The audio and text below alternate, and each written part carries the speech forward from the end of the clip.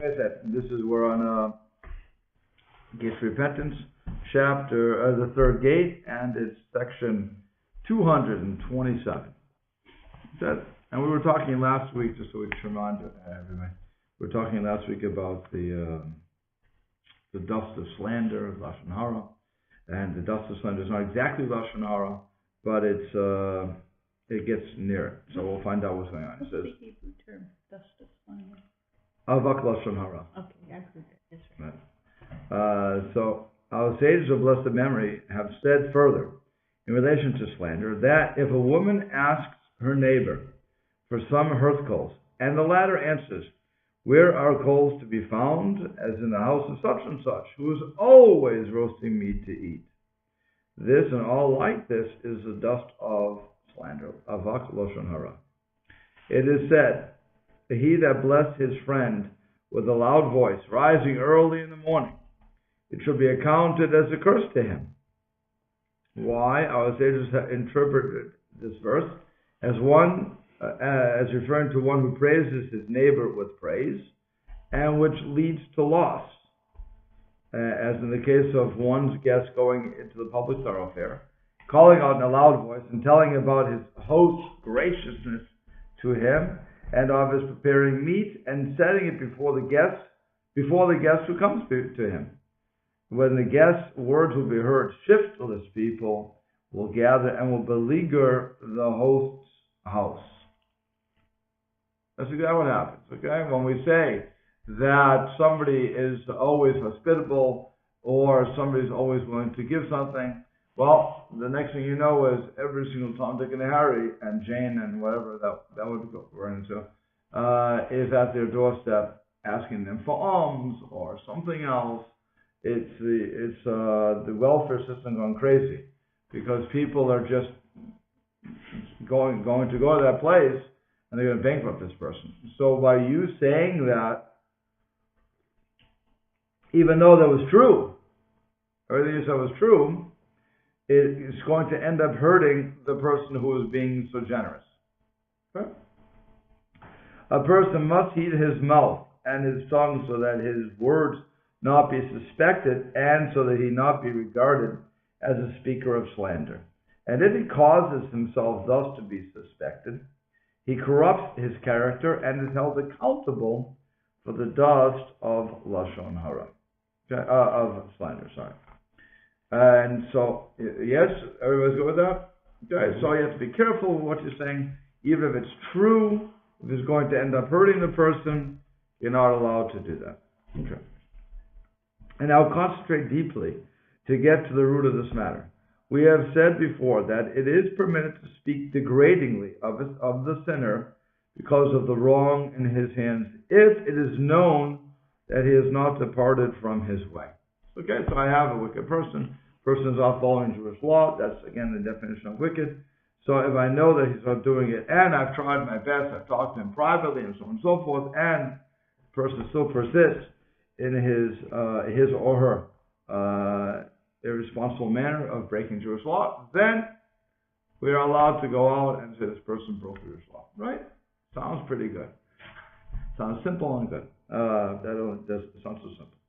So this applies to such sinners as those who steal or rob, and who cause damage or oppress, who humiliate, degrade, and shame and slander, and who do not return the theft or pay for the damage or ask their neighbor's pardon so that the transgression may be forgiven. So we already have a very limited thing. It's not somebody who's doing something privately, who is doing something that will not affect you in a real sense, not the spiritual sense, because as we said many times, Kol Yisrael Arevim Zeh B'Zeh, everybody's, all Jews are interconnected and guarantors for each one. So if Reuben does something wrong, well, Shimon's neshama is affected. On the other hand, if Shimon does something right, Reuben's neshama gets that reward too. Okay, so we're all connected. So we're not talking about that because that's inside, that's a spiritual matter. But here we're dealing with something else. A person who is a gun, he's stealing or he's robbing, and the difference would be between stealing and robbing is the guy who steals is doing it stealthily. one who robs is right in your face. Here's a gun, I want your money, okay? Causes damage or oppress, again, that's, oppressing could be with words, it could be bullying, it could be, or it could just be oppressing the person, like the oppressive governments that we've had to deal with throughout the years. Who humiliation, degradation, shame or slander, again, they're self-explanatory, and somebody who doesn't return the theft. Here he was caught, he admitted it, or whatever the case is going to be, and he still doesn't return it. That's the sinner. You can go out and tell Lashon Hara and say the guy didn't do it. Or, like I said, asking a person's pardon for the transgression, so that their transgression may be forgiven, because without the person's pardon, if I don't apologize for what I've done, then I can never be forgiven. It doesn't matter if God's going to forgive me. God won't forgive me until I deal with the human. Okay? Now here. However, those who are careful to do what is right will first speak to the sinner in the hope of succeeding, by way of reproof, to turn that person away from his evil ways. And if he still refuses, they will then make public his ways and his wicked deeds. And now, if a man searches out his friend's deeds of malice against his neighbor, and relates it to others, and reveals his sinner's reprehensibility, and disparages his deeds from many points of view, the teller will be suspect, and will be regarded as a slanderer, people saying, even if what he said were true, he should have sought to instruct the sinner first. So already, again, it's not somebody who is stealing, not talking about that. I mean, we're not talking about that. He did something else, and it was between him and his neighbor. He could have dealt with it quietly, and that would have been the end of it. But here, he's searching something out. He's actually trying to find something against this guy, and he does, and he goes out. So people aren't going to believe him anymore. They're going to say he's slandering now. So it's very dangerous to do this. And because of his not having first offered reproof, the hearer will suspect him, saying that he would not say all of this in his neighbor's presence, but would flatter him, as it is said in Hosea, yet let no man strive, neither let any man reprove. And he enjoys speaking of people's guilt, rejoicing in their misdeeds, and honoring himself through their shame when not in their presence. Okay, so that's what they're going to say about this guy, who again is telling the truth. There's no question that he's telling the truth. But, I mean, to the people listening, it's a question, but in reality, he's telling the truth. But because of how he's doing it, he's going to be suspect. He is similar to the slanderer, and the dust of slander has settled upon him. Those who like poetic language, that's as good as you're going to get. Okay.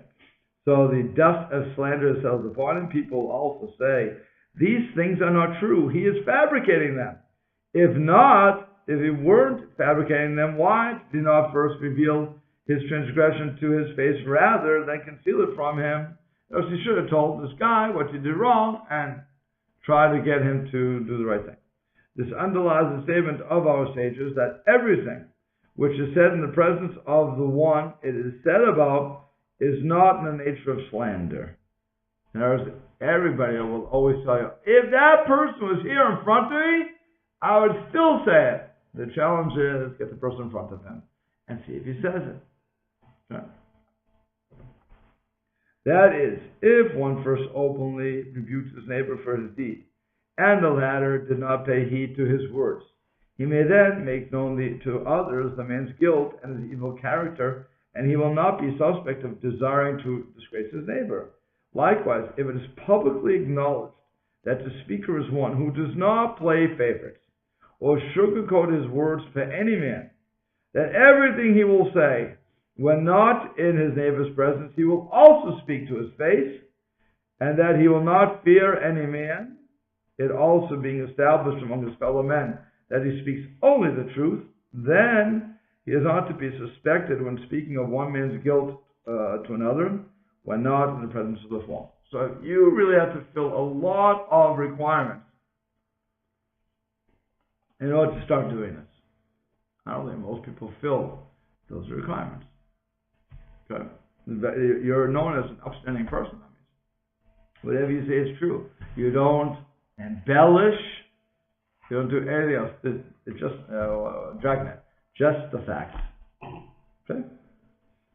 And you said anything before 90, I wouldn't know. Okay. Mm-hmm. Just the facts. I knew you were going to do so. Okay. And thus did our sages of blessed memory indicate in speaking of this matter, saying, Rabbi Yossi said, I never said a thing and turned back. That is, I never said something about another when not in his presence, which I suppressed when face to face with him. And so whatever he said, it was true. And therefore, you can believe what he's going to say. That's his point. It's not even the dust of Lashon. It still doesn't mean, though, that Rabbi Yossi could say, when somebody asks, where can I find fire? Oh, it's at that person's house, because they're always cooking something. That would be Lashon Hara, like we said. But it does mean that whatever he says about that person's indiscretions, we can trust. Okay. They said further, everything which is said before three men, there's a famous heter here, everything which is said before three men is not in the nature of slander. Why? Because it's considered public. Okay? But that is in view of the fact that that they were with him in public when he spoke what he did. It has certainly become known to his neighbor, and it is as if he spoke the words in his presence. Now, there's a lot of requirements that the Chafetz Chaim explains that have to do with these three men. That's assuming that all three men are going to go out, three people are going to go out and speak this Lashon Hara to everybody else, because they say it's public. So if they're going to do that, if you know they're going to do that, well, that's certainly one of the leniencies, if you will, for spreading more of the slander. For instance, you see it in the newspaper. So then it's public knowledge. Right? Once it's public knowledge, you would delude yourself. You could delude yourself into believing that I can speak Lashon Hara. The fact of the matter is, you should stay away from it under all costs. Like I always tell people, if it's not affecting me, if I'm not going to be one way or another, I don't need to know about it. If, on the other hand, there's a Bernie Madoff scheme, and he's calling me up to invest in whatever Ponzi scheme you have, so then somebody should tell me, hey, this guy isn't good. Or all the other people, I use a poor guy, but he's in jail, so it's clear that he did it. But that would be an example of, if you know the guy to be questionable, then you say, Kaviyad Emtor. You should be very careful with what you do. Okay? This is what Kaviyad does by everywhere. It's the same principle. Same principle. But it's, so that, like I said, that's really what you have to think about when you think in public. It's always best to stay away from it, because you don't know who did speak about it, and it's really nothing that we have. If it's something we need to know, you need to know. But otherwise, you shouldn't speak about it. The fifth category is that of obscene speech. What we call navlut hapeh, making a mouth disgusting, as it were. Our sages of blessed memory have said, if one speaks obscenely, even if 70 good years were decreed for him, they are converted to evil. And Isaiah said, therefore the Lord shall have no joy in the young men, neither shall he have compassion on their fatherless and widows. For everyone is ungodly and an evildoer, and every mouth speaks wantonness. For all this, God's anger is not turned away, but God's hand is stretched out still. And again, and because of this, one who speaks obscenely is heavy with sin and detestable and abhorrent, for he has departed from and forsaken shame and modesty, which are the recognized traits of the holy seed, and has walked upon the paths of audacity, the trait of the wicked reprobates. Yeah. So there's no repentance for that? There's repentance for everything. Well, that's what I thought, but it says, no mercy. There's no And his anger is not rescinded. So that sounds pretty serious. What does it say? It won't be rescinded. Well, it says right here in. His anger is not turned away. For all that saying, it's not. No. But that's because you haven't. If that's assuming you didn't change. All that's assuming you didn't change. Okay. Now, are they speaking of profanity and vulgar language used in public or used in private, or does it matter? Yes, all those. It's all the same. Yes, do not use vulgar language because if you think about how people use vulgar language today, watching any movie, listen to any comic, a comedian that comes up, you all hear a couple of bombs that they like to drop. Okay,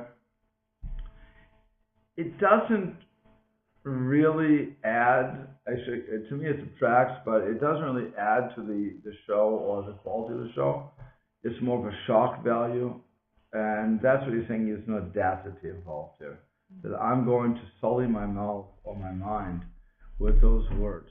Now, the Talmud Devorah goes so far as to say that we have to be careful with our mouths and what we say. I'm just trying to figure out how he says it. And he says, clearly we're not talking about obscenities, because that's forbidden. So even if I use clean language, but I say it in such a manner that it will be taken the wrong way, so that also is no good. So it really has to be the mouth is a very major part of us, that we have to really consider what we're saying. It's not, as my uncle liked to quote his mother, or his father, whatever it was, when he said that it's more important what comes out of your mouth than what goes into your mouth. That was a have to teach, right? But the truth is, it's just as important what goes in your mouth as what comes out of your mouth. Just I'm going to be kosher, and I have to be very careful about what I'm eating. Mm-hmm. So also, when something comes out of my mouth, it shouldn't just be, even though it's witty or whatever else it's going to be called, it's wrong. You shouldn't do it. You should really avoid that. There was a time in the Army when you couldn't have a conversation without every other word starting with F. Right. Just the way it is. Now it's officially prohibited. Really? Okay. Yes, I'm surprised the Army would forbid something like that, but it's like forbidding drinking. Okay. I don't think it really works. But it's if somebody gets annoyed, you can be punished for it. Okay, fine. But it's good. I mean, it's time that people start taking the language back and speaking properly. You don't need that word. You don't need half the words that we use. You don't need them. You can express yourself quite well. Like I said, it's a shock value. It's a major shock value, and it's abusive after a while. Well, for some people it plays to their overall literacy level. But yeah, but that shouldn't be our level. No, but if you're trying to communicate, that's where the every other word starting with an F comes in. Again, one can argue any way one wants to at that point. Yeah. But it's what the Musar movement, and he wasn't part of the Musar, he was before it.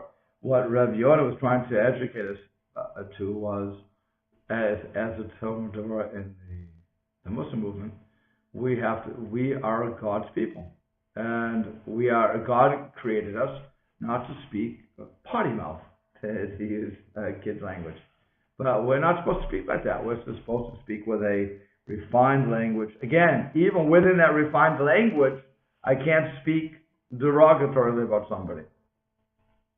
Okay. And by the way, even the wicked, if it's not going to, to go back to that, if it's not going to help you to know that Mr. X or Miss X or Mrs. X is a wicked person, it's just like looking at People magazine to find out who's doing what, then it's unnecessary for me to say. Again, it's information as needed, not as we so desire, because people like to gossip. I mean, it's just the nature of the beast. And what Halacha is saying to us is, and Muslim and everybody else, is not what we should be doing with our mouth. Or with any part of us. You shouldn't wink when somebody says something. You make the wink and everybody knows, don't listen, he or she is not, or whatever the case is. Okay. Furthermore, he has desecrated the whole, again, this going back to obscenity. Furthermore, he has desecrated the holiness of Israel, as it is said, and they shall say, surely this great nation is a wise and understanding people, and these pursue paths of despicable fools, who are far removed from the path of wisdom, which is all beauty and pleasantness. Their stench and their foulness rise up. Every wise and understanding man will utterly abominate and detest them. They desecrate the vessels of wisdom, which are the most precious of all the desirable vessels, as is said, but the lips of knowledge are a precious vessel. So, our lips, you know why you have two lips, right? To count the stuff coming out. It's a gate. Okay. So, It wasn't a joke about gardens. All right, okay. that's it. Okay, so a guard is supposed to guard what comes out. And so if I am a wise person, again, and so I'm not, by the way, if you would listen to, I have to be careful with what I'm about to say. I'm not sure if it's true anymore. It used to be, I'll say it like that, it used to be in the college world that since I'm educated at that level, that I would not use obscenities. It was a sign of the gutter. And if I'm going to speak that way, it means I'm part of the gutter. By the time I was in college, that belief was gone already. But I still think amongst professors that they still have that sense. No? No? Okay, fine. It was gone by Another thank you to the 60s. the early 60s, the Berkeley so-called free speech movement. Okay, so there you go. So, And Lenny Bruce. who? Lenny Bruce. That's a singer, no? Fine Jewish comedian who broke Oh, okay. all the boundaries in comedy. He was known primarily for that. He had some very funny things to say, but he was known for obscenity in the middle of his Wasn't he performance. the first one that really did it publicly? And he actually got arrested frequently in small towns for using foul language. Well, like I said, that really was a sign of education. If a person can speak without swearing, that would be a sign. So now you tell me that because of the 60s, thank you very much. Okay? So, you guys broke down those barriers and so it doesn't exist anymore. Okay. I always used to tell my students it's a sign you don't have enough vocabulary to really express yourself. Right. Oh, I don't know. I think you could pretty much express yourself pretty well from the 60s vocabulary. No, but it was obscenity, and it was all obscenity. Or the only adjective you use in a conversation is one word. Right. The Okay. vulgus means common crowd. Say again? Vulgus, Oh, vulgar, vulgus, okay. means common crowd. Okay. Low life. Hoi polloi. Low Right. life. Okay.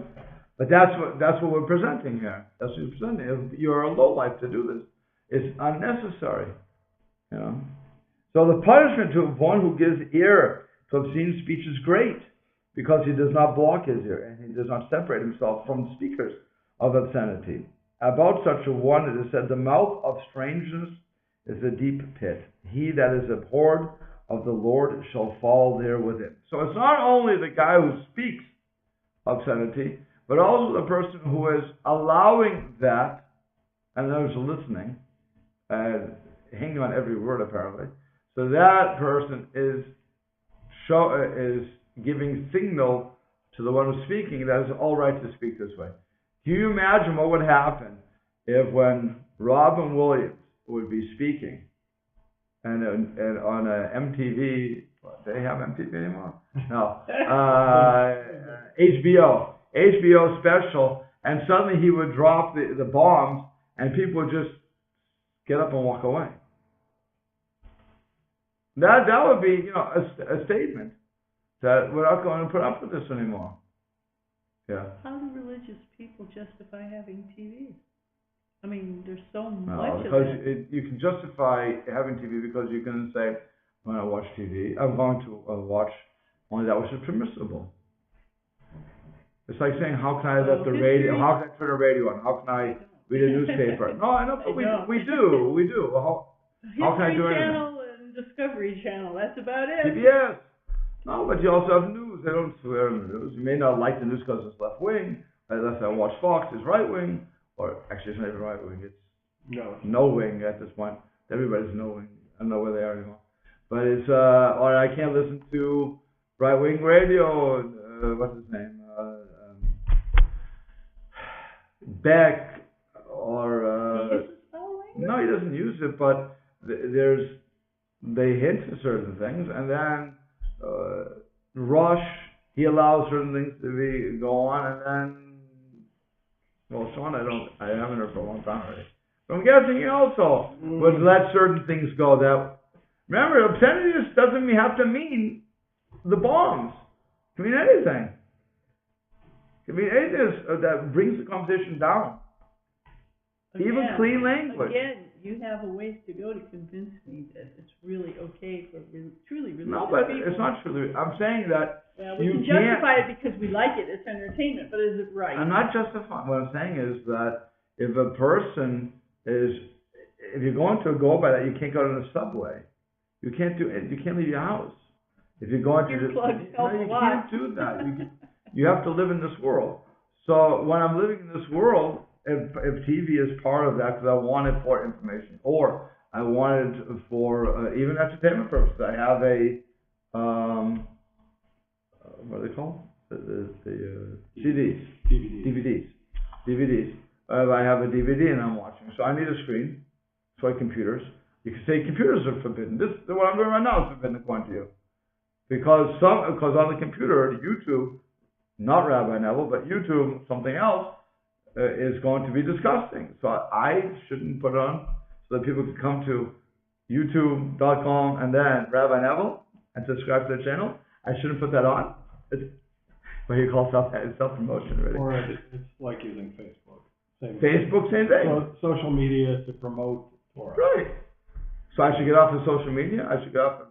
Think about that. We should get off this thing because of midrashtorah.org. We should get off the net because you could log on to something else. No, we have to use. Everything is here to be used. We shouldn't forbid something that God didn't forbid. We shouldn't be firmer than God, as it were. But if it's there, we can use it.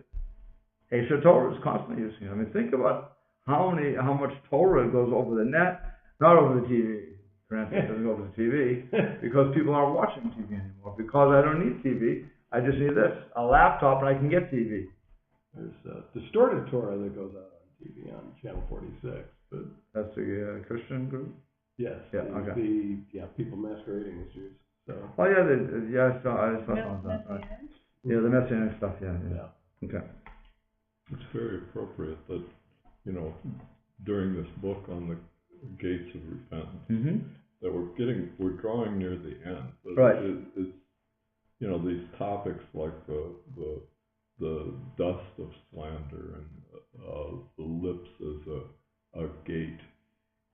That's not from him, by the way. That's just what we would. No, but all of this, the whole book is that right. Gates can open and close. You Correct. can let in the good things, and you can close out the bad things. And we're supposed to be the gatekeepers of right. what goes in our ears, what goes in our eyes, what goes in our mouth.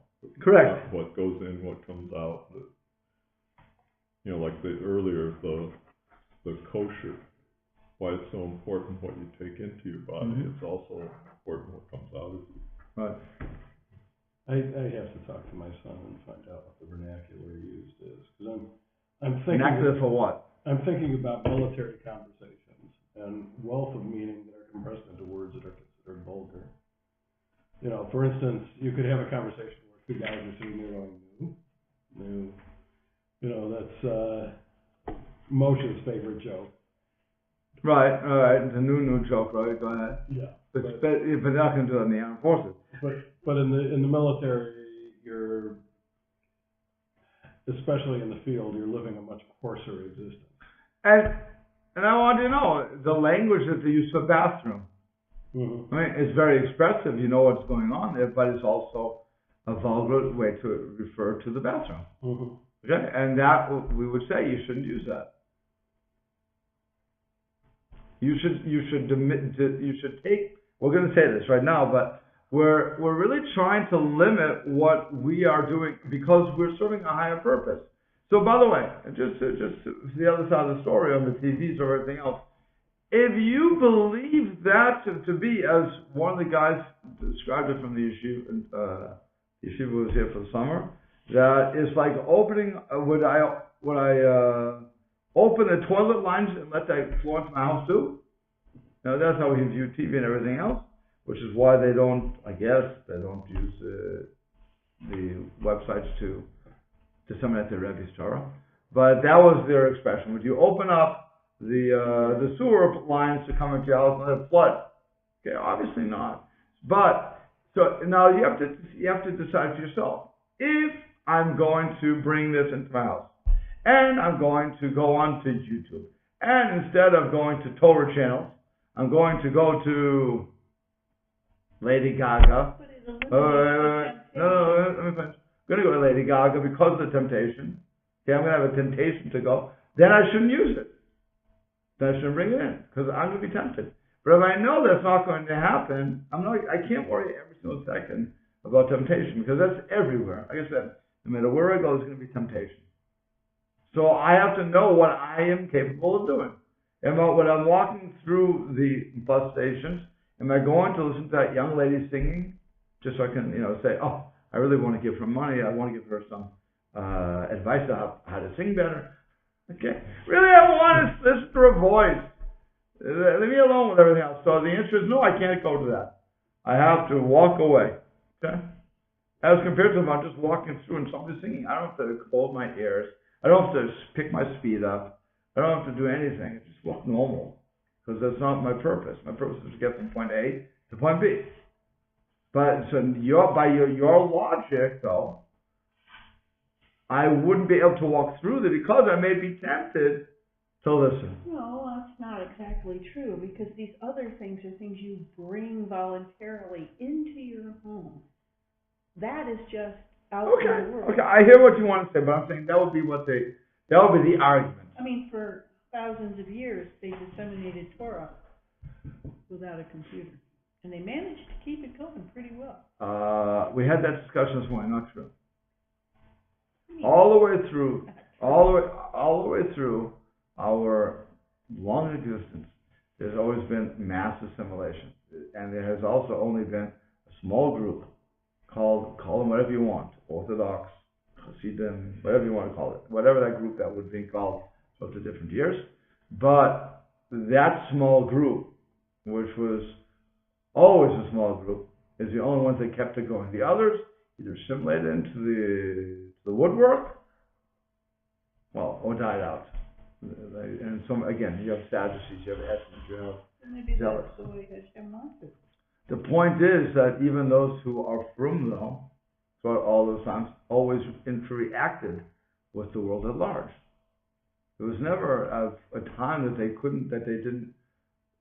could isolate themselves that much. Again, there are those who try, and they end up losing because business, like today, if you're in a business, you need to have a website.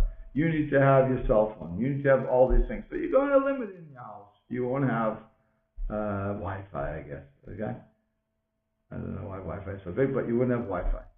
Yeah, it's fine. My kids don't get to go on, we don't give them iPods or iPads or whatever the eyes are. Okay? They don't give it to them. Right now, they're not going to get it. When they get older and they need to, when they have to use a computer for schoolwork, they're going to get on the computer. Well, for the most part, we're not going to say, go ahead, carte blanche. We want to know what they're watching. So we have to agree to everything. Again, that's parental, that's being a parent. How you dress, what you listen to, what you're doing. Can we control everything? Absolutely not. They go outside the house, they're with their friends. We can only hope that we educate them well enough so that they know what's right and what's wrong. Because then they're on their own. But I can insulate them. So the same thing with the house. I teach them that when you have these tools in front of you, you can either use them or you can abuse them. That's up to you. When you leave my house, when you leave the compound to my house, it's going to be up to them what they're going to do. But while they're here, so I have to teach them properly. Just like what's the famous tool that we like to use a screwdriver or a hammer. What do you use a hammer for? To crack a nut? I don't think so. But people like to use screwdrivers for the craziest things, and also hammers. And they're not meant for those sort of things. What do you use a hammer? What do you use a screwdriver for? Scrape the ice out of the freezer. Okay, that's going to bust your freezer. But what? Expensive mistake. Right. Go right through the plastic. That's right. But I'm saying that's what people do. So it's really our job as parents, or as a community, as what's her name said, Clinton takes a village. So as I'm quoting Clinton. I was trying to think of where I heard that story. About the village? No, about the screwdriver. Okay.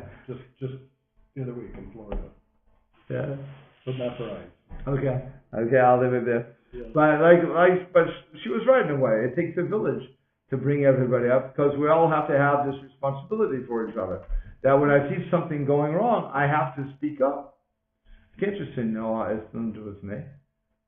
So, yeah, it needs all that. So society itself has to build in safeguards. Not that we do a good job at that, because we all have this Western philosophy of, it doesn't matter to me what you're doing, as long as it doesn't affect me. So when you're boring a hole and you're part of the boat, I'm not going to yell at you because it's your part, not mine, right? It's your old story. Okay. So now, our sages have said, let a man never utter an unseemly thing, for Scripture's twisted 8 letters in order not to pronounce an unseemly thing. And it says, referring to the verse in Genesis, it says, and of beasts that are not clean. Could have just said for not kosher animals or for unclean animals. But it says, min behema she'inena tahor. It didn't say asher tamei. That's the point. That instead of saying that the animals that are impure, it says the animals that are not pure. Okay, so it's extra words. God doesn't waste a word, right? It's a famous thing we're learning every time. So it says, for at that time unclean beasts were permitted to be eaten, but they were not clean for sacrificial purposes. It is therefore considered unseemly speech for a man to degrade those things which serve as food for man, and a man must take care not to utter anything unseemly, even if his avoiding unseemly speech will entail lengthening his words and broadening his discourse. Okay? So this is the kind of offense to keep one from obscene speech, which is among the more severe transgressions, and is also offense to keep one from slandering and insulting his fellow man, as our sages of blessed memory have said, in respect to keeping far from unseemly speech. Scripture did not even refer to an unclean animals in terms of disparagement. So kol v'chomer, all the more so, we should refer to somebody in a disparaging manner. Okay? But see how far we've gone with obscene speech. It's not dealing with, like I said, the bombs that people like to drop or intersperse in their daily conversation. But this is even words that speaking disparagingly about another. That's also considered obscene. So, it really is a resetting, recalibration. Correct. It's a recalibration of our thoughts. And that's why some people love Rav Yonah, and some people wish they never heard of Rav Yonah. Because he's really setting the bar high. I mean, he's not the only one, but it's setting him. But he's one of the people who sets the bar really high and says to people, wake up. You can't be doing what you're doing. This is not healthy, spiritually healthy for you. Okay. What do you want to say? It's a high fence. I favor the 6-foot cyclone fence, but I constantly run into the 30-foot high fence with razor wire atop it. Okay. Well, it is a fence. There's no question about that. And he says, this is the kind of fence, there you go, to keep one from obscene speech, which is among the more severe transgressions, and it is also a fence to keep, I'm sorry, I just read that. Right? I just read that? Mm-hmm. Yeah. So he's saying what you're saying, it's a fence. So it says, our sages said that when one of the priests said before Rav Yochanan ben Zakkai, my share of showbread amounts to the size of a lizard's tail. He was investigated and found to possess a disqualifying factor.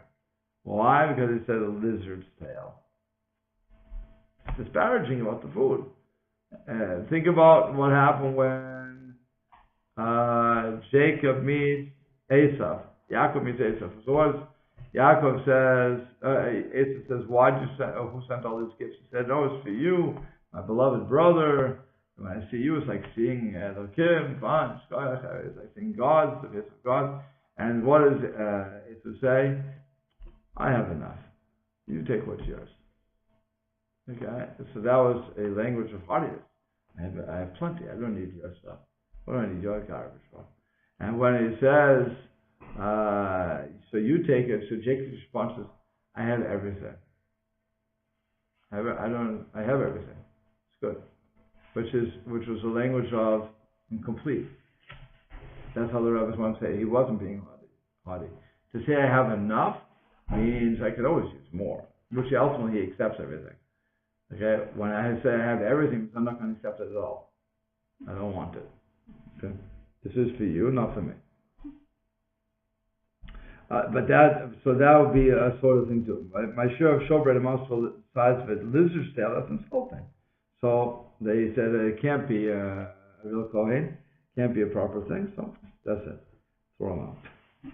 Our sages said further that a man must choose respectful terms with which to express himself, and to avoid terms which are not respectful, even though they may not be unseemly, both when conversing in Torah or in the affairs of the world, only taking care not to be verbose because of this when conversing in Torah, for one must exercise brevity in teaching his students.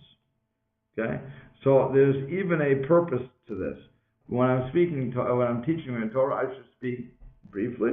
So also when I'm speaking to everybody else, I should practice that trait of not embellishing on whatever I'm talking about. By respectful speech is meant the manner of speech and the conversation employed by the clean-minded and by men of pure speech, who weigh their words and recognize the difference between what is respectful speech and what is not. As it is said, and choose the tongue of the crafty. And further it says, and which my lips know, they shall speak clearly. And finally, and the tongue of the righteous is a choice silver. Okay, so clearly what he's trying to say here is that we have to be very careful with what we're saying, and we'll have to stop there.